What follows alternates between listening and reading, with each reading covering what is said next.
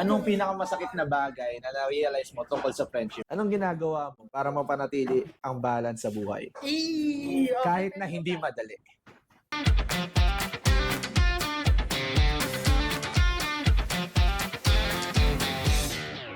What is up mga ka-vibes? We're going to visit random coffee shops at andito tayo ngayon sa The Rosy Bean dito sa Parañaque. To try their coffee and seek human connection. Kaya naman umorder na kagad tayo ng signature coffee nila at ito yung tinatawag nilang The Rosy Latte.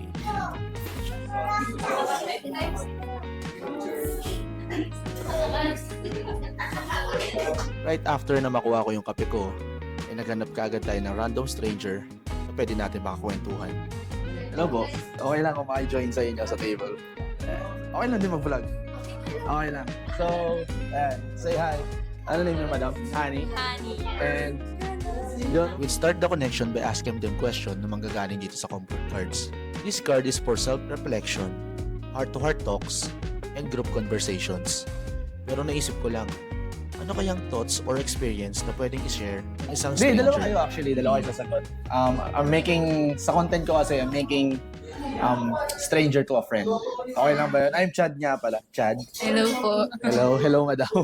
Ikaw na mahiya. Hello. Yes. So, ang gagawin natin to start the conversation, pipick kayo ng card. Kahit isa lang sa inyo. Then may question doon. Then you will answer the question. Okay. Question, isa lang pala. Okay lang. Okay lang. Okay. Ako okay lang. Sa kanya. So, ito yung comfort cards. So, babalasahin ko to. Dalawa kayo sasagot dito, no? Baka kasi meron lang din experiences na pinagdadaanan nyo, na pinagdadaanan din ng iba. And baka may ma-share kayo, no? Sinong magpipick? Ikaw na lang. Kahit saan. Kasi ako na yung may hawak ng mic. Bigay nyo lang sa akin. Sige na. Sige. Yan. The question, anong pinakamasakit na bagay na na-realize mo tungkol sa friendship? Okay. Sinong sasagot muna? Wait lang, hirap na bagay ng nililay sa picture. Yeah.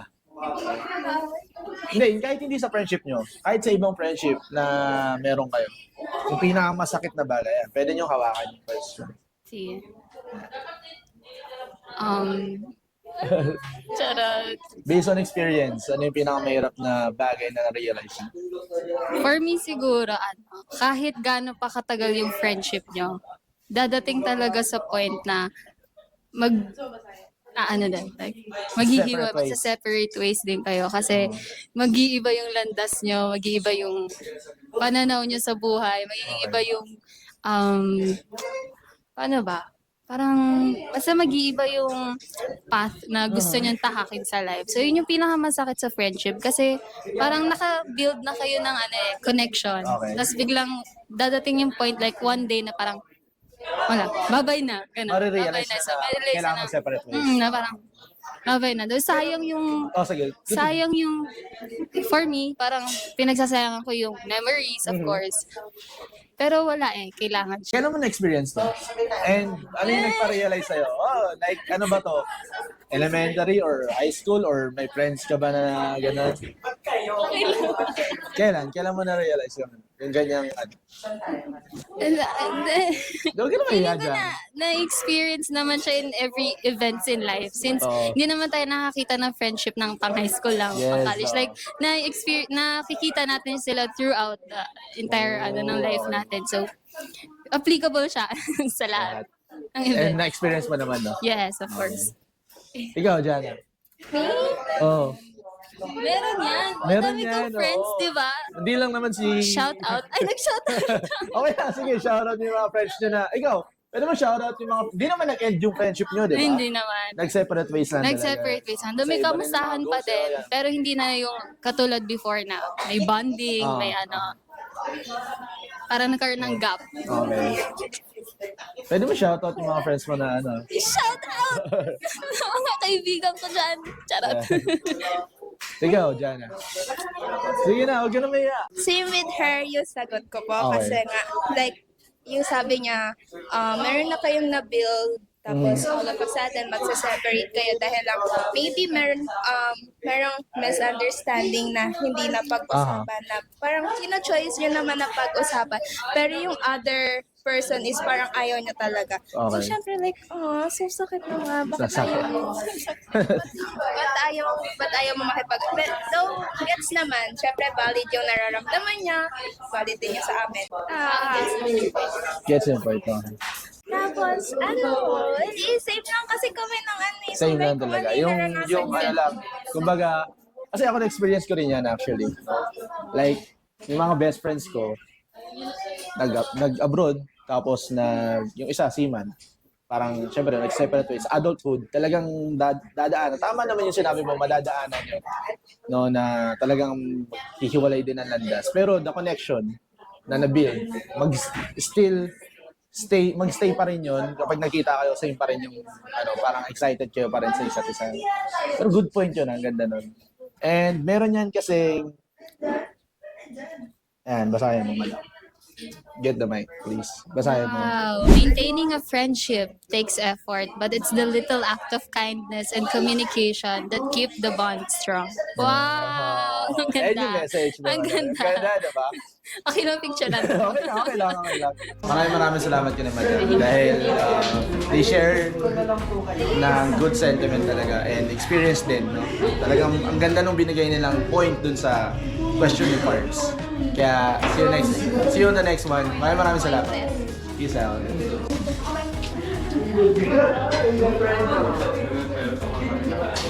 Thank you. So, gagawin na natin, madam, this a comfort cards from Bakas. Then, so nakita ko siya, pwede siyang gamitin for a content. Naglalabas ako ng episodes regarding this na bubunot tayo from, syempre, different people din na naka-experience or may na-experience na regarding sa matter na mapag-uusapan natin. Para na ma-share din natin kung ano yung mga dapat or what. So, ano name niyo, madam? Ana. Chad po. Chad. Sir. Dij. Like DJ. Ay. Gagawin lang natin. Bubunot tayo ng card. Kahit sino sa inyo. Tapos, ayun na rin yung sasagutin nyo. Madam, bunot. Kahit saan. Ayan. So, the question is, anong ginagawa mo para mapanatili ang balance sa buhay? Kahit na hindi madali. Okay? So, pwede nyo hawakan like this. Ikaw, Sir Dij, anong ginagawa mo para mapanatili yung balance? Para balance. Enjoyin mo lang yung journey mo. Ganyan. And then, kung may problema ka, isipin mo agad yung solusyon. Hindi ka mag-focus sa isang problema. Alright. So, dapat, thinking mo agad kung paano mo siya malulutas Mhm. para sa akin. Para maging balance lahat. Mahirap kasi na mag-focus ka lang sa isang problema. Tapos, nag-i-stick ka lang doon. Kumbaga, parang di-down mo na agad yung sarili mo. Hindi mo siya tinitignan agad ng solution. Oh, good point. Ganda nun, ha? Lagi mong ginagawa yan, sir, na talagang, one problem at a time, or feeling ko ganun yung nakikita ko na parang, kumbaga, kung may dumating na problema, ito muna. Ito muna. Solusyon mo muna. Para Solusyon muna. maka-jump. Kasi ang hirap ng pagsasabay-sabay mo lahat ng problema mo. Tama naman yun. Kaya kailangan, kung may isang problema, kailangan lutasin mo muna siya, isolve mo muna siya, bago ka mag-jump sa another problem. Paano, sir, kunyari? Paano ba yung na-classified yung problem? Yung madali ba muna? Or yung pinakamahirap agad yung sinusolve mo? Para sa akin, yung kaya ko muna siya. Yung kaya kong yung problema. pinakamadali. Pinakamadali mo, Okay. bago ka mag-jump sa mahirap. Alright. Kasi sa isang problema, may matutunan ka rin doon. So, pwede mo rin siya ma-apply sa hard na problem. Oh, okay. Good. Para sa akin. Salamat, Sir Ditch. Ang ganda ng point. Ikaw, Madam Ana. Problema natin sa focus. Sabi ko, sagot ko yun. Same lang pala. Pwede mo ba copy-paste? Kaya, summarize na. Sa akin po kasi para ma-maintain yung balance, para sa akin yung ginagawa ko kasi is parang dapat binibigyan mo muna ng alone time yung sarili mo. Like, you meditate. Okay. Sometimes kasi pag na-overpower ka na lahat ng bagay sa paligid mo, nakaka-overwhelm kasi yung pag ganun. Kaya para ma-maintain mo yung balance, dapat inaalam mo rin yung sarili mo na wala kang iisipin na kahit ano. Tapos tsaka ka mag-reflect. Wow. para mabalanse mo parehas. I mean, hindi naman parehas, pero kasi 'di ba hindi lang naman as a person, hindi lang isa, dalawa problema mo. Hindi lang tatlo, apat yung binabalanse mo sa life mo. Nandiyan yung sa social, sa career mo, sa self mo, ganun. So, ang dami mong gustong balansehin sa buhay mo. Paano mo yun ma-achieve kung hindi mo kilala truly yung sarili mo, kung hindi ka magbibigay ng alone time sa sarili mo para malaman saan ka kulang, saan mo dapat, ano dapat yung i-deal mo muna para ma-maintain yung equilibrium sa lahat ng bagay.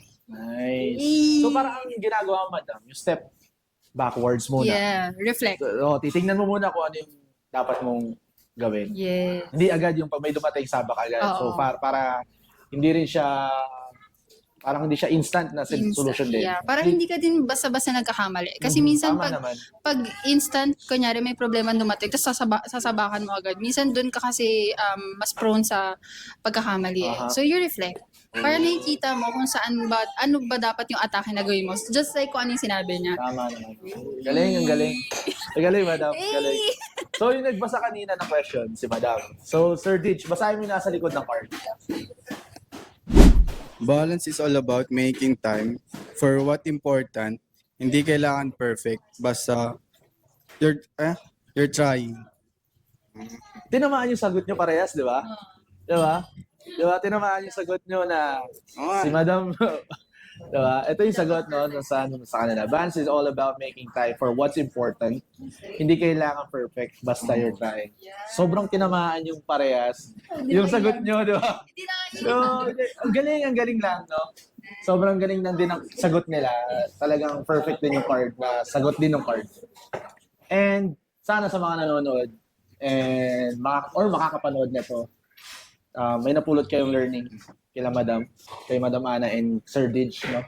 Sa sagot nila, nag-experience kayo ng problem ngayon. Sana maging magandang suggestion yun, yung ginagawa nila. Kung ano man yung dapat pulutin nyo. Kung ano naman yung dapat hindi, iwan nyo na lang. Yun lang naman. No. Pero maraming salamat. Ang ganda ng point na binitawan nyo parehas. Maraming salamat. Thank you po. Thank you. Thank you. Sobrang quick lang. Thank you, sir. Follow niyo ako sa IG, Don Daniel. Yun. At kung runner po kayo, follow niyo ako at it's me, Hanji. Lipsy number 1. So, sir, ito yung sticker ko. One vibes.